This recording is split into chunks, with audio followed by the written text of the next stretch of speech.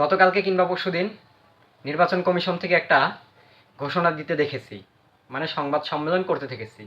বলা হয়েছে যে নিবন্ধন বাতিল, কোনো দল নির্বাচনে আসতে পারবে না। তারপরে হচ্ছে কোনো দলের কোনো ব্যক্তি কারণ নামে যদি কোনো অভিযোগ আগে না থাকে, মানে আগে থেকে কোনো ঝই ঝামেলা না থাকে, কিন্তু রিসেন্টলি নির্বাচনের আগে যদি হয়ে থাকে কোনো ঝই ঝামেলা টামেলা করিয়া থাকে, তাহলে সেই লোক নির্বাচনে অংশগ্রহণ করতে পারবে না। তারপর হচ্ছে কোনো লোক যদি ফেরারি আসামি হয়ে থাকে, সেও কিন্তু নির্বাচনে আপনারা অংশগ্রহণ করতে পারবে না। ভাবতেছি এত দেশের মধ্যে এত সন্ত্রাসী এত কিছু আছে, তাদের কি অবস্থা ভাই?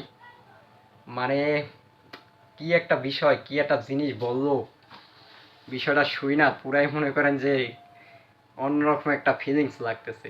যাই হোক, খুব ভালো একটা উদ্যোগ নিছে, ভালো একটা কাজ করছে। এটা যদি সত্য হয়, বাস্তব হয়, খুবই ভালো হবে।